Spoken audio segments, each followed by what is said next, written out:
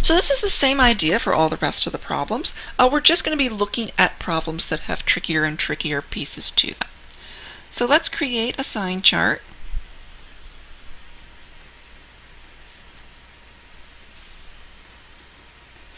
For h of x equals negative 3x times x plus 4 squared. So we can treat this negative 3 and x separately, or we can just do them as one factor. It really doesn't matter. Negative 3x equals 0, x equals 0, x plus 4 equals 0, x equals negative 4.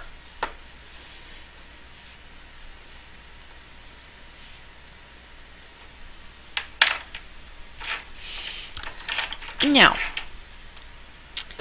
we pick a number less than negative 4, so negative 5. So we've got negative 3, negative 5, negative 5 plus 4 squared.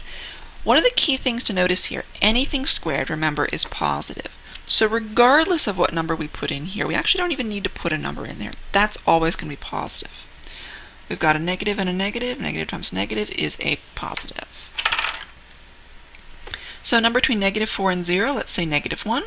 So we've got negative 3 times negative 1. And then this, I don't care what it is, actually. I'm not even going to bother to put the number in. That's squared, it's got to be positive. Same pattern. A number bigger than 0. So we've got that negative 3, multiply by 1, something squared, we don't care what it is. Negative, positive, positive.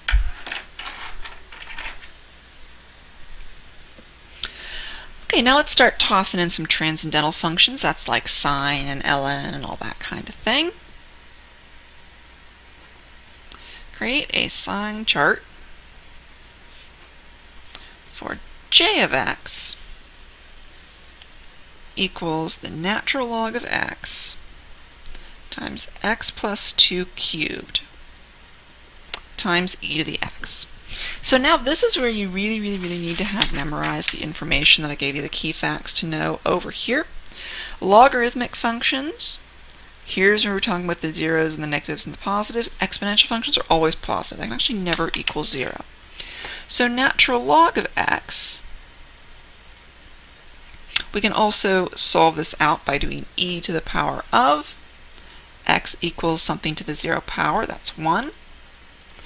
X plus 2 equals 0, x equals negative 2. And then e to the x equals 0, well, that never happens. So I'm just going to write a little x there. Doesn't happen. Okay, so now let's go ahead and make our little sign chart. So we've got a negative 2. We've got a 1. Whoops, that's not a 1.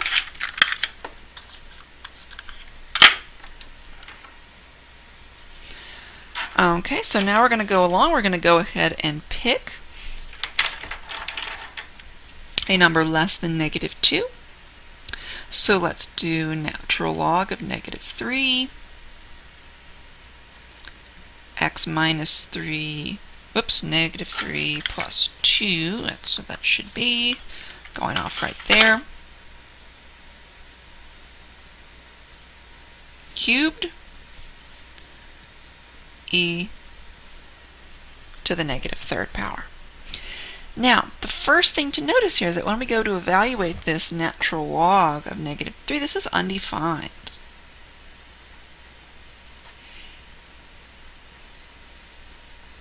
Negative numbers not in the domain of the natural log. We can't do that. So actually, before we go any further, we should cross off all the numbers that are less than 0. Let's do this in purple.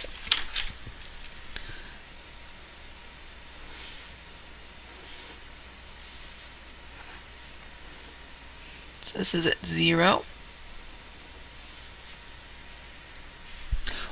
We actually can't make a sign chart for this half because if we plug in any number 0 or smaller, we can't get any numbers out at all.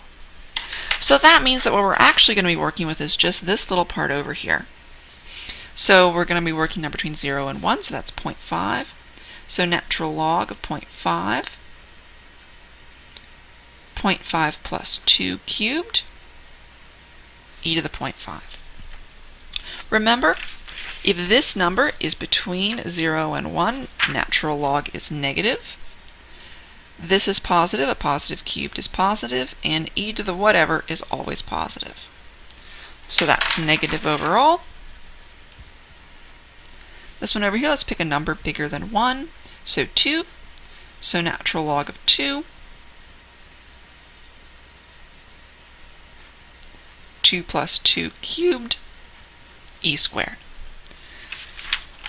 If x is greater than 1, then a logarithmic function is positive.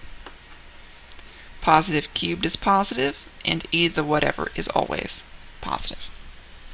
So there's our sign chart. We just have to be careful with the little natural log if we see them show up. We're going to do one more problem together and then a check for understanding problem.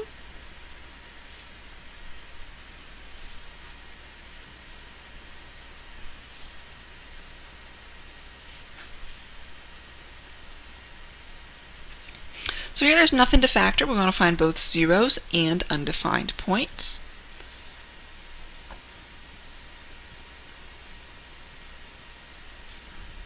So add natural log of x to both sides. Do e to the power of. And remember, e is just a number. It just stands for about 2.78. X minus 5 equals 0, x equals 5. So let's put the approximation for e under here.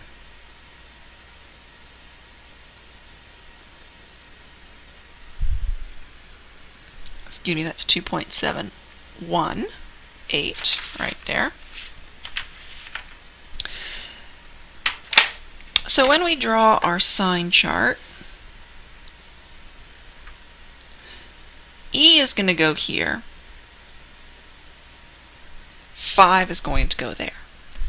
Think of this as going approximately where the 3 is. So we're dealing with natural log of x again.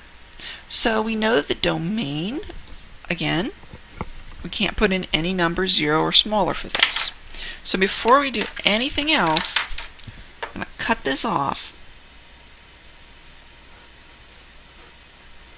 at x equals 0.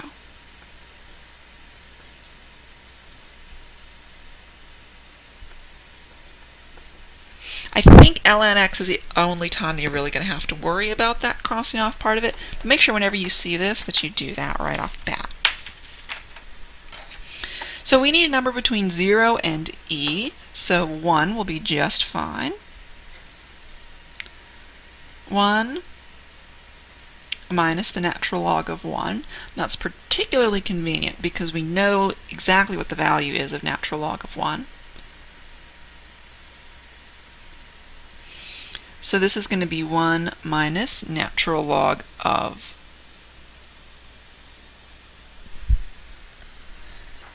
is 0 over 1 minus 5. So this is going to be a positive, that's going to be a negative. We have a negative overall. For this part in the middle, we're looking at some number bigger than 2.7, but smaller than 5. So let's just play it safe. Let's go for 4 here. So 1 minus the natural log of 4 over 4 minus 5. A natural log of a number greater than 1 is positive.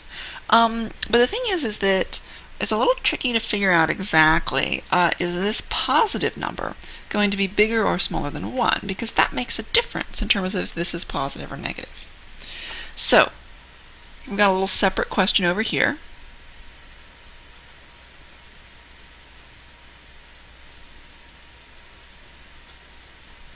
Is the natural log of 4 bigger than 1? Well, let's see. What numbers can we find the exact value of? Well, we know that natural log of e,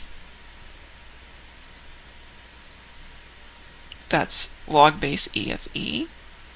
This is e to the first power. So these would just cancel right out, and that would be 1. We also know that as x gets bigger, natural log of x gets bigger. So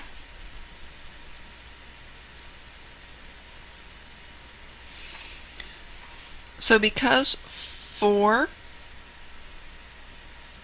is bigger than e, because remember, e is about 2.7, natural log of 4 is bigger than 1.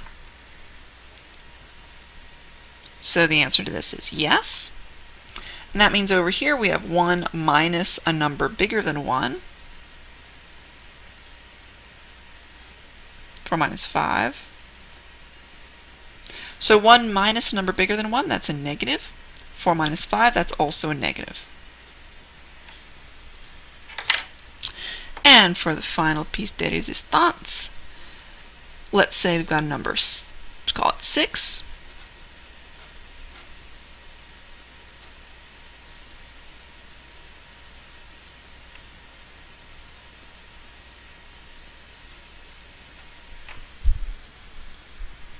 Right there. 6 minus 5 is going to be a positive number. We know that natural log of 6 is going to be even bigger than natural log of 4, which is even bigger than natural log of e, which is 1. So that means natural log of 6 is also a number bigger than 1. 1 minus a number bigger than 1 is negative. Negative times positive is a negative, and there we go. That one's a little trickier than most that we see on the AP test, but there is actually a problem that requires just this logic on one of the released test questions. So it's good stuff to be able to do. If you're confused about the overall ideas, make sure that you're able to do these other problems, 1 through 5 first. Should be super solid on those, and then push yourself to be able to do that one. Okay, let's do our final check for understanding problem. Make a sign chart for j of x, which equals x, e to the x, x plus 3, x minus 4 squared. Pause the video and do that one on your own, then restart the video when you're ready. Okay, x equals 0, e to the x equals 0, which never happens. X plus 3 equals 0, so x equals negative 3. X minus 4 equals 0, so x equals 4. Give ourselves lots of room. Negative 3, 0, and 4.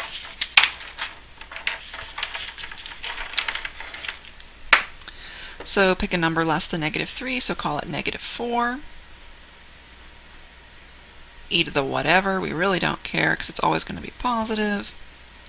Negative 4 plus 3. Negative 4 minus 4 squared, although this is squared, so it's always going to be positive. We don't care what it is. That's negative, that's always positive. That's negative, a negative times a negative is a positive.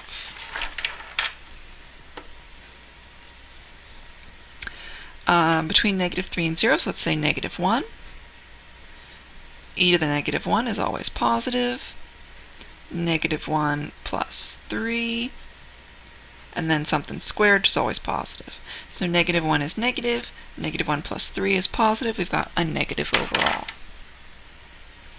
Between 0 and 4, let's say 1. So we've got 1. E to the first power. 1 plus 3. And something squared. All positives. And then let's say the number 5. Got 5. E to the 5th. 5 plus 3. And something squared. Also always positive.